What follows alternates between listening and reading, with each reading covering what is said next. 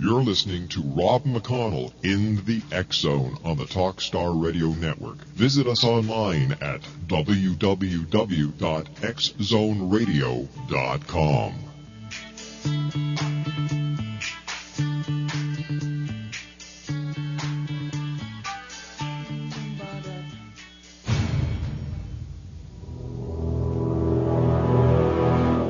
The X Zone radio and TV show is largely an opinion talk show. All opinions, comments, or statements of fact expressed by Rob McConnell's guests are strictly their own and are not to be construed as those of the X Zone radio and TV show or in any manner endorsed by Rob McConnell, REL-MAR McConnell Media Company, Talkstar Radio Network, its affiliated stations, or employees.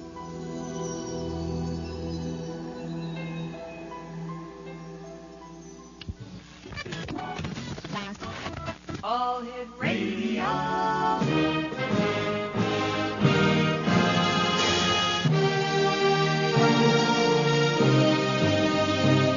Welcome to the X Zone, a place where fact is fiction and fiction is reality. Now, here's your host, Rob McConnell.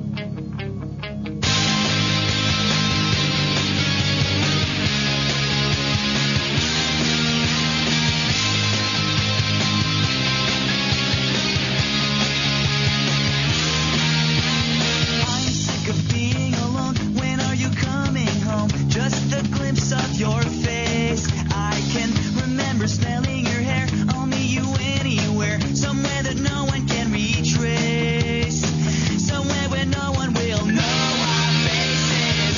She has 2 arms to hold me and 4 legs to wrap around me. She's not your typical girlfriend. She's my alien. 1-877-528-8255 is toll-free throughout the U.S., Canada, Alaska, and Hawaii. Welcome back to the X Zone, everyone. My name is Rob McConnell, and we're coming to you live and around the world from our studios in Hamilton, Ontario, Canada, which is on the shores of Lake Ontario between the cities of Toronto and Niagara Falls, smack dab in the middle of the Great Lakes Triangle. Our toll-free number, once again, is 1-877-528-8255. My email address is xzone@talkstarradio.com. On MSN Messenger, talkstarradio@hotmail.com. And our websites, www.xzoneradio.com and www.xzonetv.com. My guest this hour is DRUFFEL. And we're going to be talking about UFOs. Our first guest tonight was Stanton Friedman, the father of modern-day ufology. And we're working our way up to the 2nd, 3rd, and 4th of July, which are the Roswell anniversary dates. After all, the crash of the UFO in Roswell occurred on July the 4th, 1947.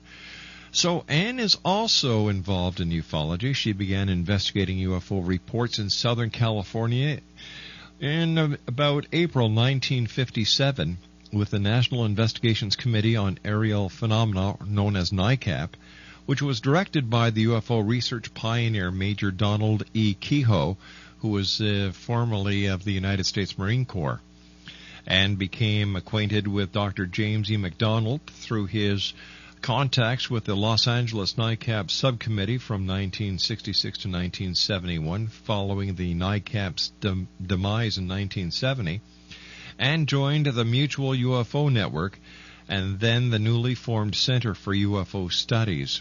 Now, Anne has researched, now listen to this, X-Zone Nation, she has researched over 2,000 Los Angeles Basin reports, including alleged landings, UFO photo cases, close encounters with physical effects on witnesses and terrain, alleged abduction reports, and other UFO-related phenomena.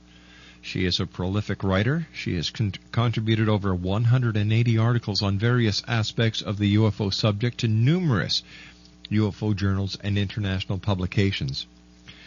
Frequently speaking on UFOs before civic and educational groups, and DRUFFEL is noted for her lively slide presentations and Q&A sessions, and has presented many papers at UFO symposia, conferences, and gatherings. Since 1965, she has been a spokesperson on various aspects of UFOs for TV, radio, and press, as well as consultant, researcher, film writer on numerous UFO documentaries.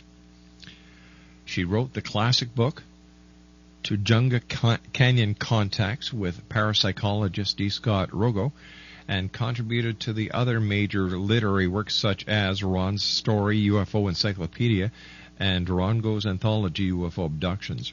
Her most recent UFO-related book is How to Defend Yourself Against Alien Abductions, published by Three Rivers Press and Random House in August 1998. Her most recent book is Firestorm, Dr. James E. McDonald's Fight for UFO Science, which was published by Wildflower Press in July of 2003. When I come back from this 2-minute commercial break, Ann Druffel is going to be joining me, and we're going to be discussing how to properly investigate UFO reports. After all, she has researched over 2,000 Los Angeles Basin reports. This lady knows what she's talking about. Her credibility is one of expert, and she has an excellent reputation when it comes to the UFO community. Ann Druffel is my special guest. Her website is andruffel.com. We'll be back on the other side of this commercial break in 2 minutes as we continue right here. Woke up this morning with light in my eyes, and then realized it was still dark outside. It was a light coming down from the sky. I don't know who or why. Must be those strangers that come every night. Those saucer-shaped lights put people uptight. Leave blue-green footprints that glow in the dark. I hope they get home all right. Hey, Mr. Welcome back, everyone. Ann Druffel is our very special guest. Her website is www.andruffel.com. And Ann, welcome back to the X Zone. How are you, my dear, and how are things in beautiful California tonight? Oh, they're really nice and sunny, beautiful. And you've investigated or researched over 2,000 UFO-related events in your career as a ufologist. How did you get involved in ufology? What was the event that christened you into this quest that you've been on for so many years?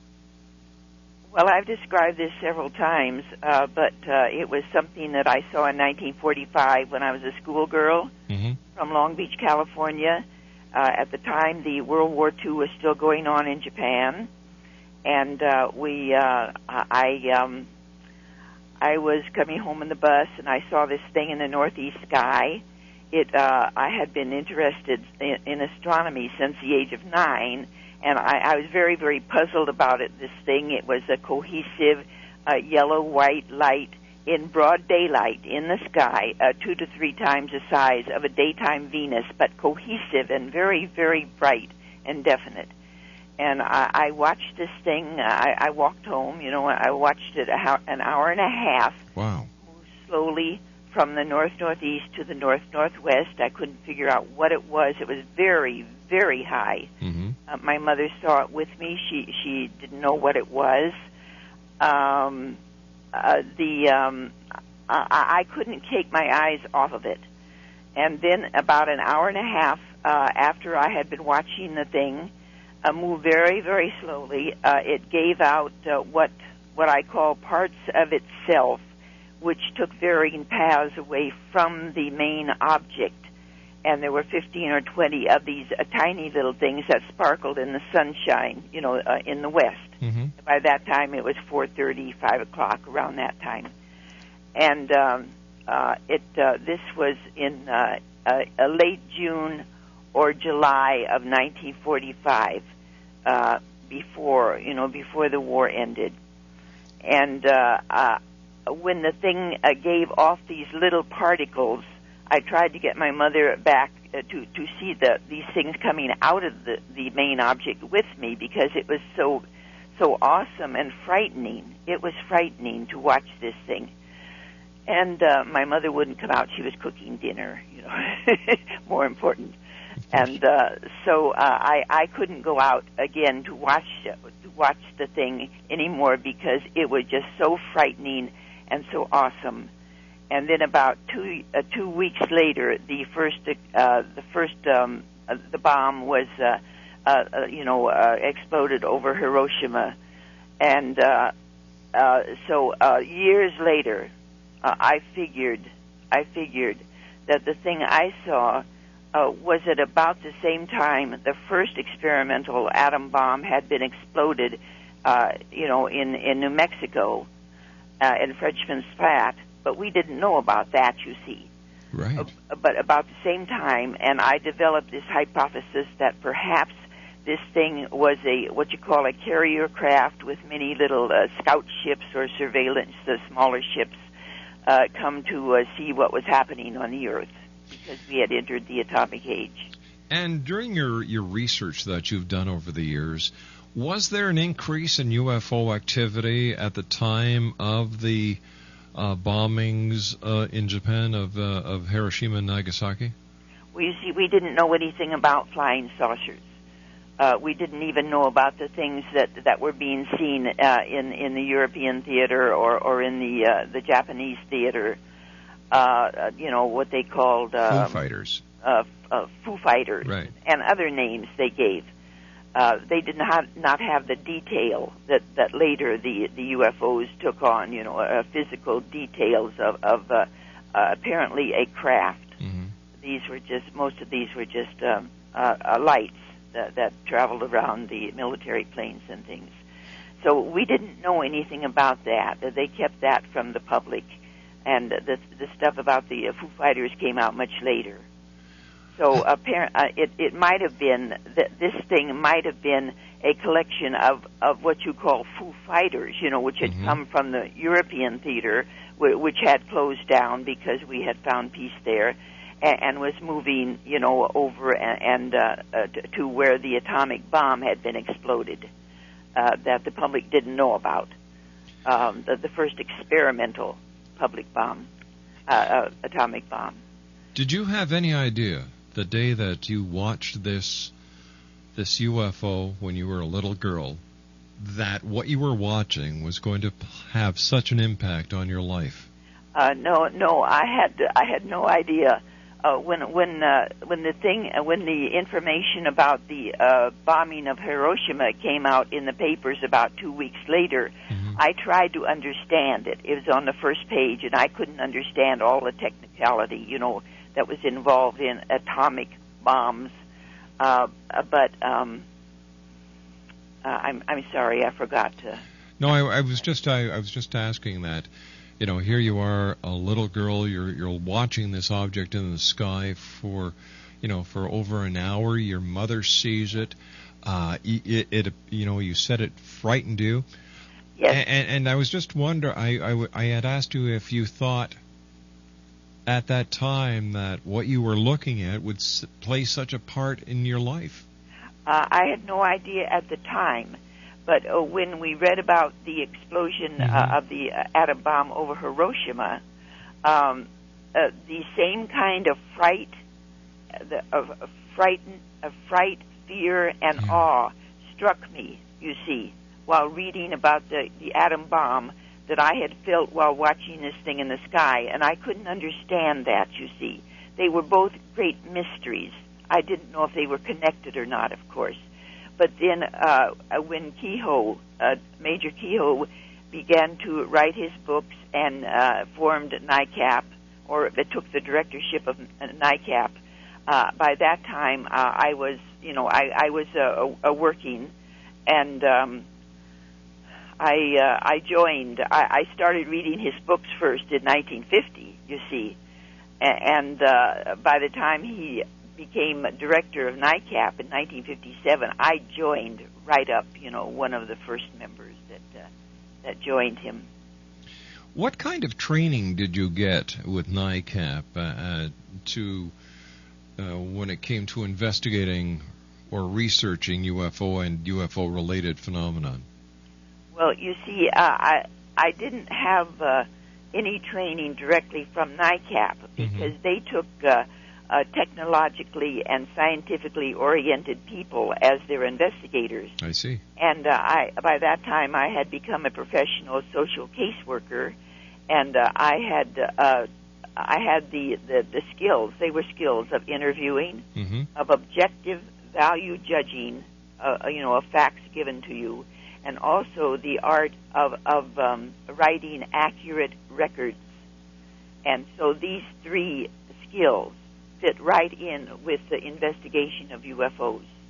They certainly do. Do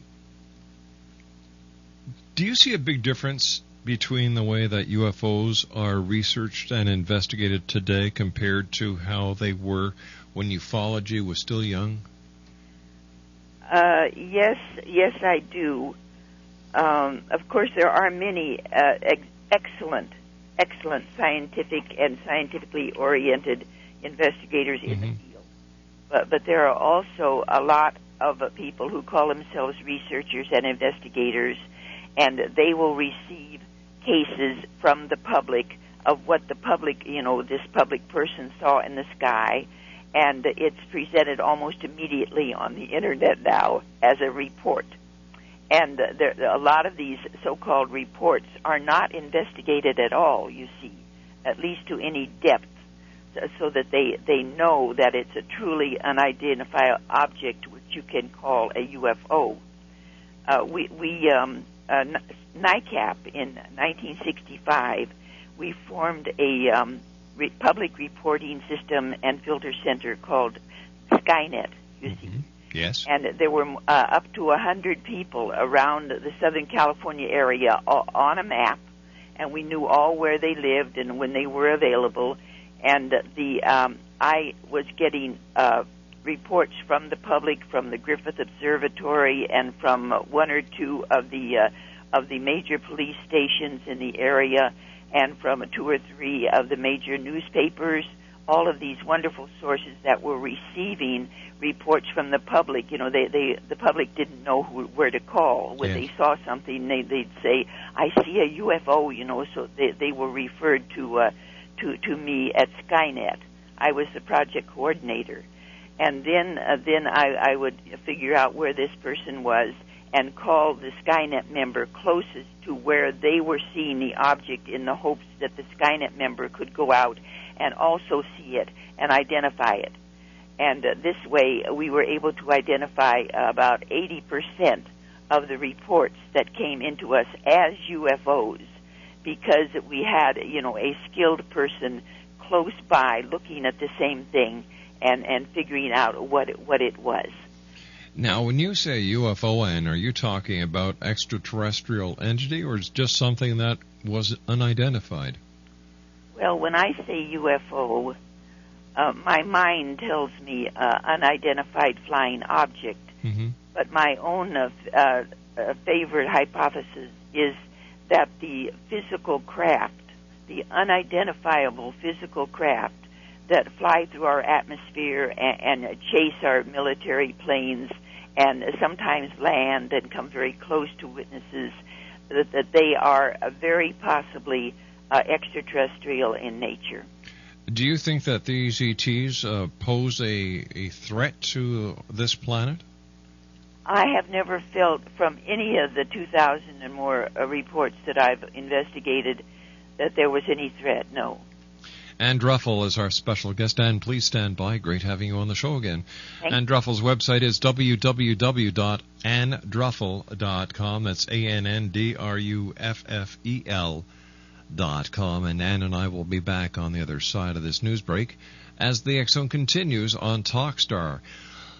In the final hour of tonight's show, yes, it is Tuesday night, and yes, that does mean X-1. We are going back to 1957, episode number 83, entitled The Moon is Green. That's in the next hour here on the X Zone, live and around the world on the Talkstar Radio Network from our studios in Hamilton, Ontario, Canada. Life is busy enough without running around town to find a sale. If you pride yourself on being a smart shopper, you should know about a place that has raised the bar on smart shopping by cutting out the middleman. Direct Buy sells virtually anything for the home or office at manufacturer direct prices. Whether you're updating your current home or building a new one, Direct Buy can save you the thousands of dollars that traditional retailers use to pad their prices. Buy direct from over 700 top manufacturers at 30, 40, even 50% off the best retail prices prices on almost everything you need. Whatever it is you're shopping for, appliances, cabinets, flooring, windows, and more, every time you buy, you're going to get the best quality at the best price with Direct Buy. But you have to become a member. To get a visitor's pass to a local showroom and a free insider's guide to buying direct, call 800-593-2124 today. Again, that's 800-593-2124. 800-593-2124. Call now.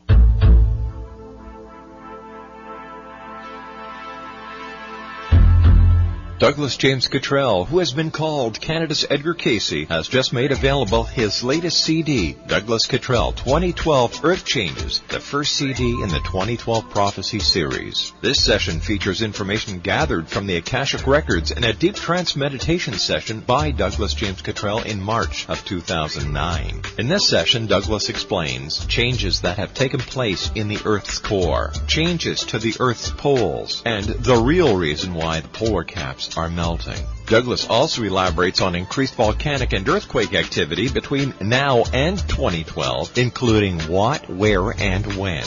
To order your copy of Douglas Cottrell 2012 Earth Changes, visit his website at douglasjamescottrell.com or call toll-free 877-COTTREL.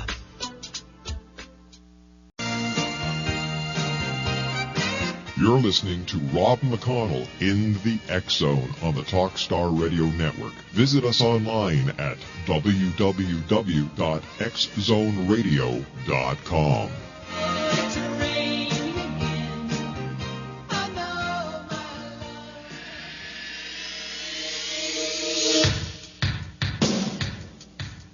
My name is Michael Telstar, Canada's leading mentalist from Toronto, Ontario.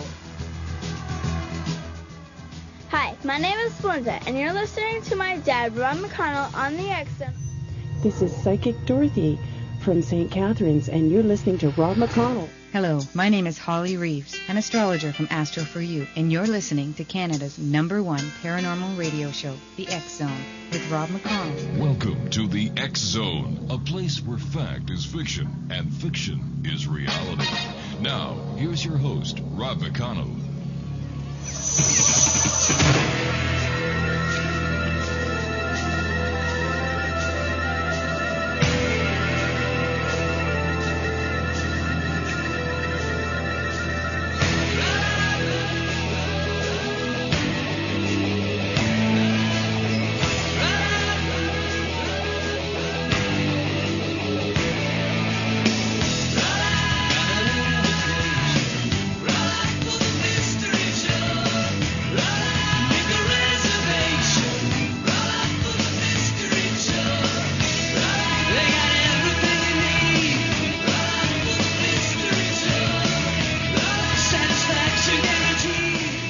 Welcome back to the X Zone, everyone. My name is Rob McConnell. We're coming to you live and around the world from our studios in Hamilton, Ontario, Canada, and our fine family of broadcast affiliates across Canada, the United States, Central America, the Caribbean, South America, the Pacific Rim, 24 Asian countries, and across Europe. And DRUFFEL is my special guest. We're talking about UFOs. And if you'd like to give us a call and ask Ann a question, our toll-free number is 1-877-528-8255. That's toll-free at 1-877-528-8255.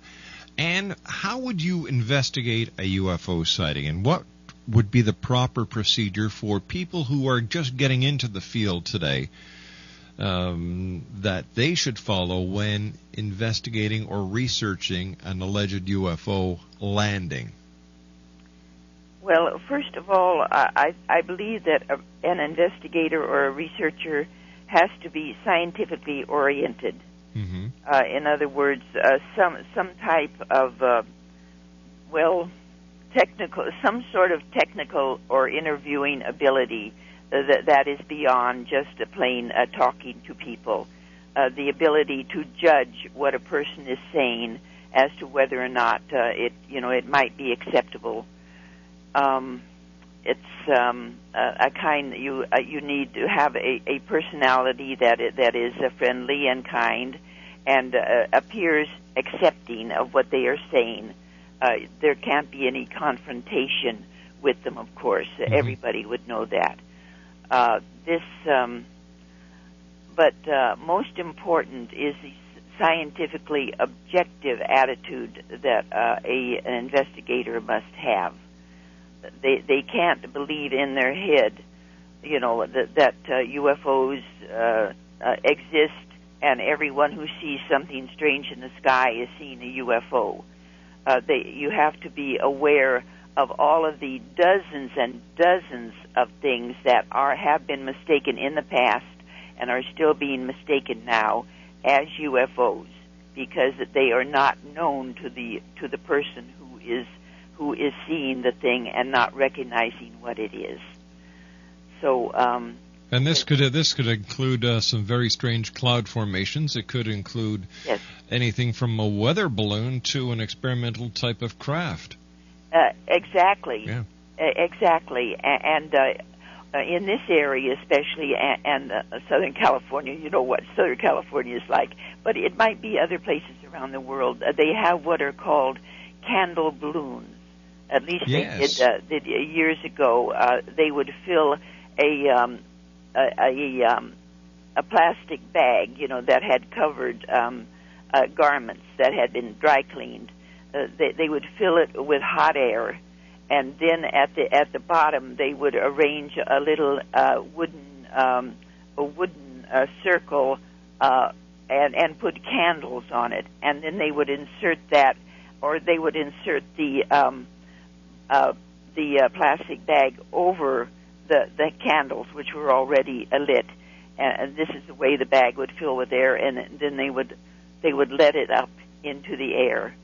And sometimes they were generally set off at night, sometimes 2, 3, 4, 5 at a time. And these were mistaken time and time again, hundreds of times by witnesses as UFOs. But we learned to identify them by the fact that they traveled with the wind, or that they, the way they bounced in the air. Or through Skynet, of course, if you could get someone close enough to where the witness was seeing this strange thing in the sky, the witness could go out and identify it as a candle balloon, because they might be closer to the object than the original witness. Interesting. What was one of your most profound investigations or research that you did as an investigator, Anne? How would you choose? Of course, the Heflin photos, which are still being investigated, was one of the main photo cases that was taken on by NICAP in 1965, and I don't know if you're aware, or if your listeners are aware of the Heflin photos. Well, why don't we tell them? They were photographed by a highway engineer on the edge of Santa Ana, California. He was a highway maintenance engineer with the Santa Ana Traffic Department, and he had, of course, part of his job was to identify things along the highways that would impede traffic or make traffic difficult or dangerous. And so one day, August 3rd, 1965, he was traveling about 1.5 miles south of the freeway that goes through Santa Ana, and he saw this thing go over his truck. And of course, he had the camera right by his seat, because he had stopped to photograph it was a sign, a highway sign, which was being obscured by vegetation, so that the people traveling on this road could not read what the sign said. It was a warning about, a slow down or something like that. So he stopped to photograph that so that he could report it to his office. And at the same time he stopped, a thing flew over from the south over his truck, and he was amazed because it was an unidentified physical aircraft. It was a sort of an unidentifiable physical aircraft of some kind. And so he snatched up the camera and took a picture, and then it moved farther along. Oh yes, then it turned on its side, and he could see on the bottom that there was a ring of light going around the bottom, and he took a picture of that, and then it straightened again and went off and further into the distance, and he took a picture of that.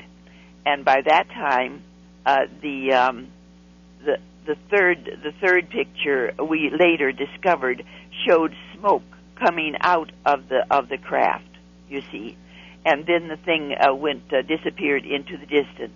Now, smoke coming out of a but craft. It left behind a ring of bluish black smoke in the sky, which was very strange because it was cohesive. It did not, dissipate with the winds that were blowing.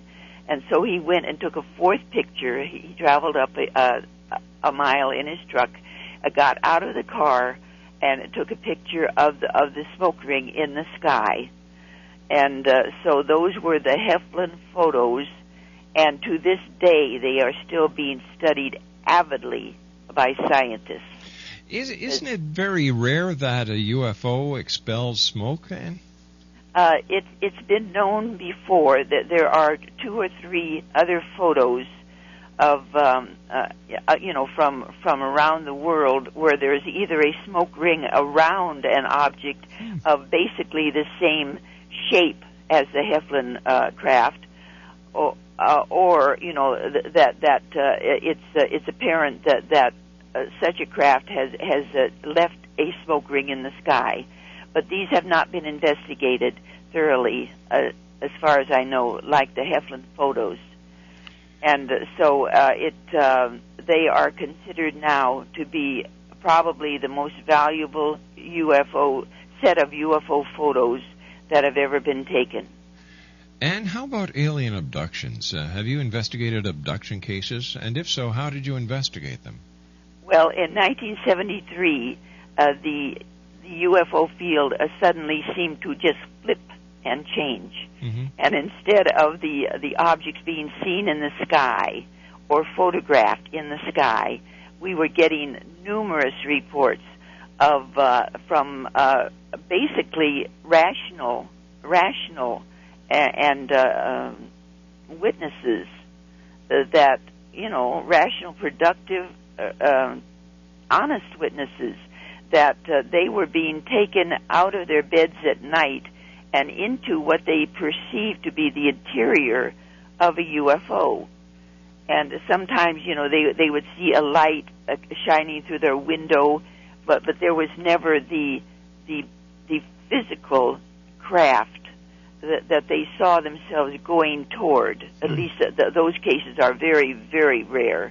It was mostly just that suddenly they found themselves aboard what they perceived to be the interior of a UFO, with these strange little creatures harassing them and then examining them, and the cases just proliferated to such a degree that we were overwhelmed here with the so-called abduction cases instead of the regular cases that we were used to since 1957. Do you have a hypothesis on why this happened? At first, I accepted the abduction reports as possibly UFO entities coming from physical craft and taking witnesses aboard to harass and, sexually harass them. I accepted it because that was a general feeling in the field, because of the rationality and honesty of most of the witnesses, you see. Right. But then there was we began to wonder why the great majority of these cases, about 99 and 99%, 9% of the cases in this area, were the person suddenly awoke in their bed found the creatures standing near them, and then zip, they were up into a so-called craft. We wondered why it would have to happen like that. And then the hypothesis that these things occurred in an altered state of consciousness emerged in the field, which to me sounded very, very good, very scientifically oriented. That these events took place in an altered state of consciousness, because it was the witnesses themselves felt that they were fully awake, but there was never any physical proof of the object being physical. There was just the story, you see, and the fact that the person awoke up from a state, from a sleeping state, into another state that they perceived to be a true waking consciousness, but which could well be what we call an altered state of consciousness. Now, would this be sleep paralysis? No, it would be different from sleep paralysis. The particular altered state of consciousness, to my knowledge, has not yet been identified, but it's very close to the state of consciousness into which shamans, in indigenous peoples, enter when they want to go into a spiritual dimension. And a lot of these shamans, they are caught in between the space-time continuum we live in and the spiritual dimension they're headed into a state of consciousness called the realm of the trickster, you see. And this is where information that they later find out is faulty is given to them. But some of them, think that it's from the spiritual dimension instead of from a state of consciousness in which faulty information is being given to them. I hope I'm making sense. Yes, you did. Yes, you did. So basically, they're going into having a spiritual encounter rather than an alien abduction encounter. Oh, well, when I say spiritual, I mean a good. Yes. A good spiritual encounter. But the realm of the trickster, so to speak, or this state of consciousness in which faulty information can be given by a phenomenon that the Irish call them a fairy folk. Yes. The Muslims call them jinns. They're called by different names in every culture, major and minor, in the entire world, down through the millennia.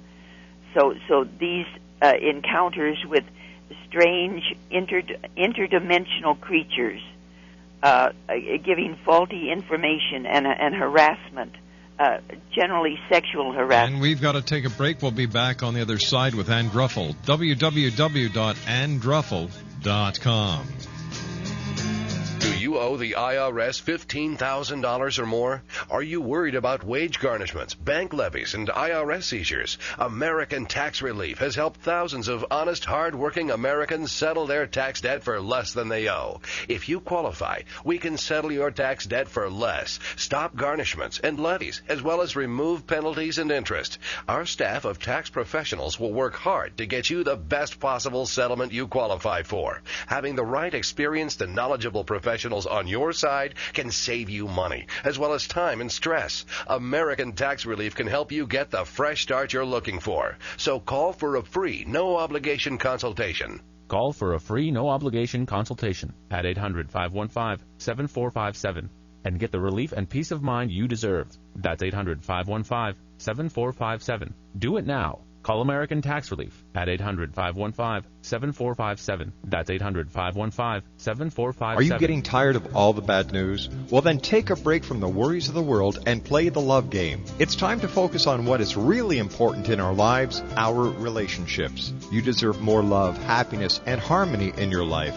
Synchro Hearts is the new hot relationship game that guarantees more love, laughter, and romance for you and your partner. It's not a sex game, it's a love game based on all the important relationship stuff like better communication, more intimacy, and lots of fun and excitement.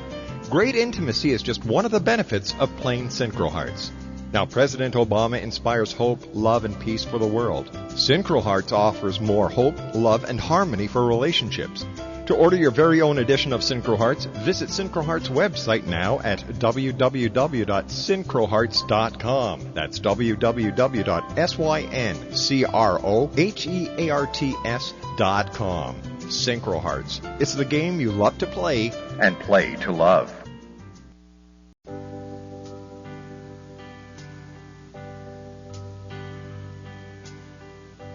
Never been this blue.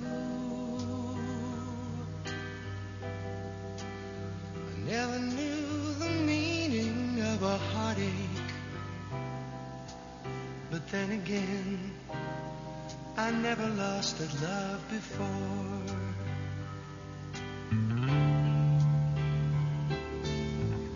Somewhere down the road,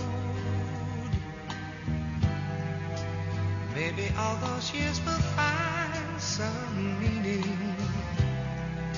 I just can't think about them now or live them out anymore.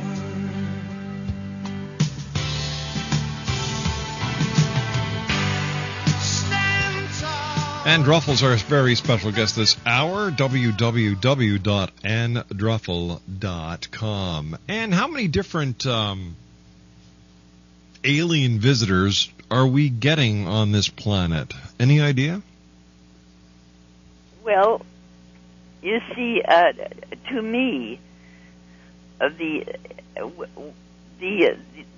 physical UFOs that are seen in the sky and chased by jet planes, these might contain entities from extraterrestrial sources. But we, as far as I know, we don't know anything about them, except to my mind, they are not friendly, they are not unfriendly. They are simply surveying our Earth to see what we're going to do with it, you know, whether we're going to blow it up or anything like that.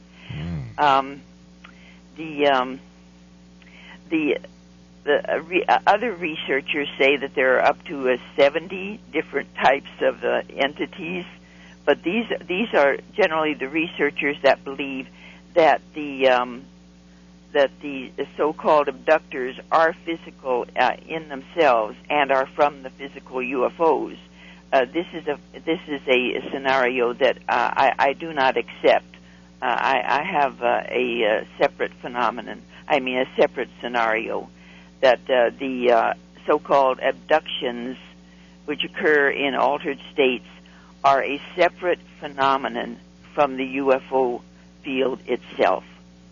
It's something that's happened to cultures around the world for millennia.